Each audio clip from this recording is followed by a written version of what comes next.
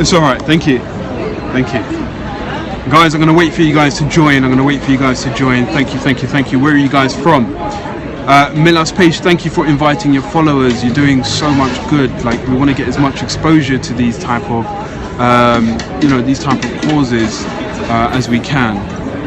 Montreal, hi Montreal, how are you? Milas Page, thank you. Thank you for inviting followers. HBK MC Maha, I appreciate that. Chatham in Kent, Vancouver, Canada. Guys, you guys are amazing. Thank you for the love on Scope for Good. Right, so this is Scope for Good in action. We've spoken about it, we've told you about it. We've got some amazing different events happening and causes, and we've got the whole, a friend of mine is cycling the entire globe, 18,000 miles for children that are suffering in the world from different diseases and stuff, and you know, he's going to raise as much as possible, and he's got an iPhone attached to his bike throughout the whole journey. Guys, that is crazy. I want to speak to you about that. Please tell me about that afterwards. Guys, I'm here in central London with the SWAT team. You know, this is LOA in action, yeah, law of attraction. Let me explain.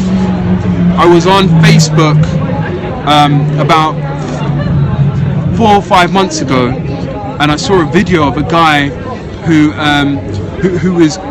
said that, oh, you know, we're in a countryside in Great Britain, and we've suffered a flood, and we need your help.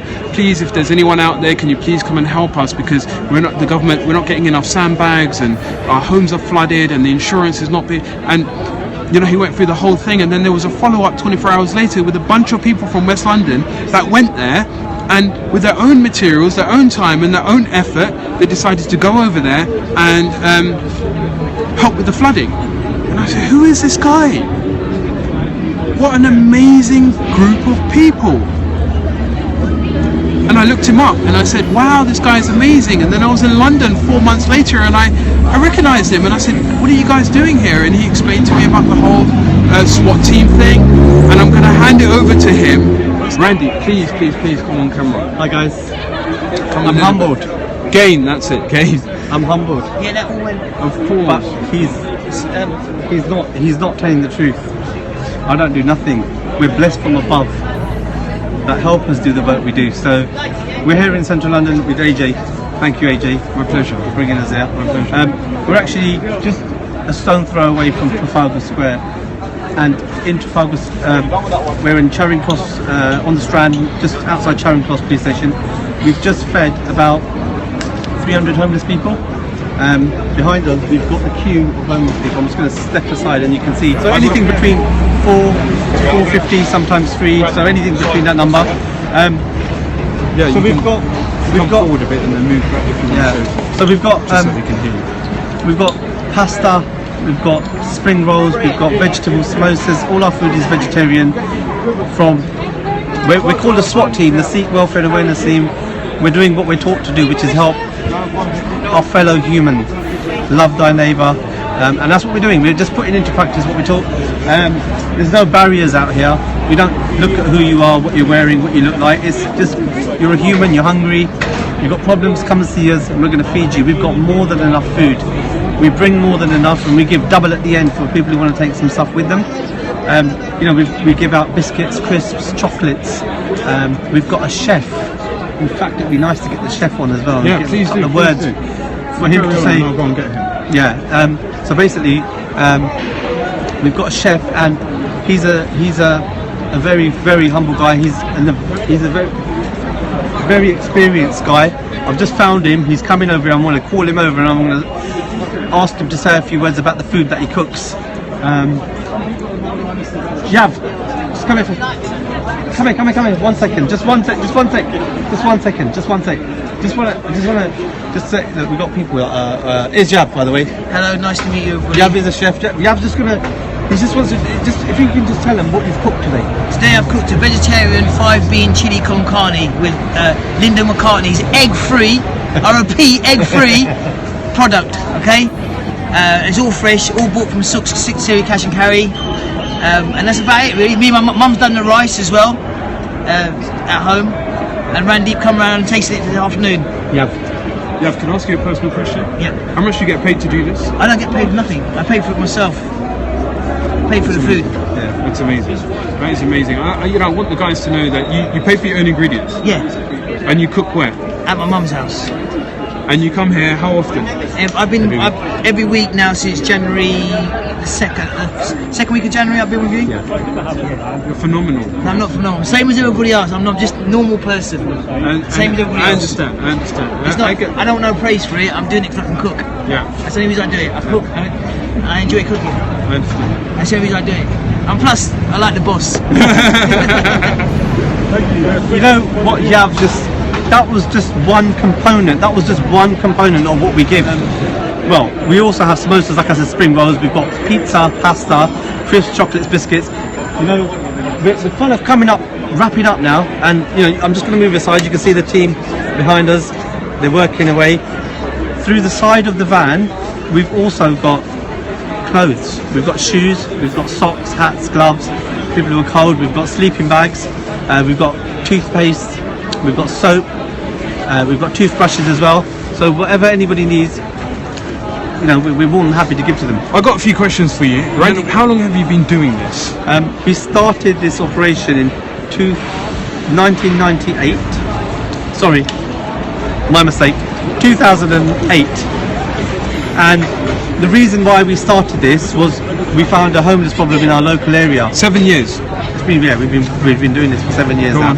So we're not experts at what we do. We just found some homeless people in our local area, felt sorry for them. We thought, you know what, let's help them. But it turned into something bigger than we ever thought it would. You know, by helping one person, we found a homeless community of 200 immigrants, asylum seekers that were all sleeping along bridges and under flyovers, along the canals, graveyards. And so we were busy in our local area until 2012 trying to sort this problem out. Eventually we had this problem, you know, down to about 20 in the local area, and then we realised that, you know what, we've actually got a lot of resource here. What we're going to do with all the resource, all these donations that are coming in, then we decided that, you know what, there's lots more homeless people, not just locally but further afield. So we decided to come into central London. We parked up. The first day we came out here, we served 50 people, and 3 years later we're doing 450 people. And that's on one day. You're here twice a week. We're twice a week. You're feeding over 1,000 people, 4,000 people a month. Yeah. That's just phenomenal, Randy. 50,000 people a year? Yeah. 7 years. Yeah. Wow. And we're trying. We want to expand. We want to grow this operation. The only reason we're going to grow it is because there's a need for it. We can be here every day if we wanted to. You know, we could absolutely be here every night serving these people, because there is a need for this. And that's why ScopeForGood is here. You know, I want to try and, you know, I spoke to Randeep some time ago, and I said to Randeep, I want to try and get as much exposure as possible for this amazing cause. Let's try and get some more vans out there in different areas. Let's try and expand it. Let's try and feed as many people as possible. Randy, I want to say it again, admin expenses, how much do you take out? Nothing. Wages, how much do you take out? 0. CEO? No CEO. He's up above, he's looking down on us. That's the CEO up there. Right, so you guys fund the thing yourself, and from donors as much as you can get. I know you have a shortfall every week. Every week you guys are funding it from your own wages, your own, whatever you earn during the other times. You're here twice a week without fail, never late, never ever late, always here on time. And it's not just coming out for 2 hours, guys. They cook the entire day. I've seen them they've got a warehouse, they're cooking, they're packing the van, they're going to pick up food from different stores. You know, the different stores that contribute food, that make the food. These guys, please go through the logistics very, very quickly. To do this every day, well, to do this twice a week, when we go back now, we have to unload the van, we have to clean all the dishes, we have to re-prep everything for the next day. So tomorrow we've got Southall we're going to be dealing with. Wow. And then once a month we go into Brighton. Wow. And there's about 100 or so people that rely on us once a month to come out there and feed them something different and give them food and clothes. So do you know what? It's not just that we turn up for 2 hours, we feed 400 people, then we go. This thing is from 7 o'clock in the morning every single day. Somebody, as part of our team, is doing something to keep the cogs in motion. To achieve this, just twice a week, we need full-time people that are volunteering for us to do all the background work, because without, you know, we need the van cleaned, we need to make sure there's fuel in there, we need to make the insurance, the MOT, the service, that's just the van. Then we need to make sure the tables are working, we need to make sure the food's organised, we need to, volunteers are there, we need to make sure we got enough food. If we haven't got enough food, we need to start preparing for food, we need to make sure the chef is happy with what he's cooking and if he needs any support from us. So you know what, and then there's team effort. Yeah, massive team effort. That's just one of our projects. We've got about 7-8 different projects. We've got a youth club, we've got a football academy, we've got mixed martial arts projects. We're setting up a project all free. We're setting up a project in Nepal at the moment. We're nearly there, we're 95% of the way there. We told them on the last scope. Yeah. The walk and that type of stuff. Yeah. But the one, we're looking to feed 2,000 people a day in Nepal. And that's not just for a week or 2 weeks or a month. That's ongoing until the requirement is that they're self-sufficient. Yeah, I understand. Guys, this is why we do Scope for Good. Yeah, these guys are the SWAT team. Yeah, they get together, just like a SWAT team would. You know, a situation occurs, a disaster occurs. You know, there's a time when a bunch of people need somebody. These guys go straight in, like the SWAT team do, and try and feed that need. In one way or another, not just through feeding or however, but any type of need possible, any disaster, any humanitarian effort. They take no money out of it. They do everything from the goodness of their heart, and these are the type of people I support. You know, we've managed to crank up a team. We've got the CEO of Periscope who's mentioned Scope for Good. We've got a whole bunch of people that are hearing about Scope for Good. The co-founders are doing an amazing job.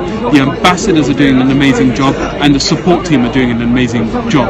You know, no Periscope means no Scope for Good. Exactly. I love Periscope. I love Scope for Good. I love what we're doing. I want to thank these guys for doing an amazing job. They never accept a thank you, but I want to thank them from the bottom of my heart on behalf of everybody that they feed and everything that they do. I try and, you know, I was coming out here and volunteering physical efforts, and then I said, you know, Randy, I think I really want to get people dotted around the world in different areas, different countries, and try and get as much exposure to this as possible on a weekly basis, on a monthly basis, as much as we possibly can, to turn around and say, hey, Periscope, Periscope is coming together for a greater good. Randy, I'm going to leave you with some last words on camera. Anything you want to say? I just want to say thank you to everyone who's tuned in, everyone who's paid attention, especially to the person who said they're going to donate something. Did you see that? Yeah, I did. Yeah, thank you guys. Thank you. And I'm so sorry I didn't read comments. You know, we're trying to get as much out as possible. It's just humbling. Thank you to AJ. AJ's been supporting us from the day he found out about us. So I don't know what to say to AJ to thank him, because you know he's pulling in people from all around the world to help us and support us, and through the social media that he's so passionate about. So AJ, thank you so much. And you know, thank God, you know, we're here because we are firm believers there is one God, we're all his children, and the test of life is to love your neighbour. If you can't love your neighbour, you can't love God. Baby boy, thank you so much. We appreciate that. Guys, we're going to leave you for a bit. Thank you, Scope for Good. On behalf of everyone here, thank you, Scope for Good, for giving exposure to, you know, to causes like this. This is exactly why we're here. My personal Periscope is AJ Joshi. This is the official Scope for Good Periscope. I really want you guys, thank you, Shay. I really want you guys to try and, you know, join us on ScopeForGood.org. Click on join us, and let me come on camera, you can't see me. Join us on ScopeForGood.org and join the team, join the support team, and let's increase this and get as much exposure as possible worldwide. It's you guys that make it work, and I thank you from the bottom of my heart.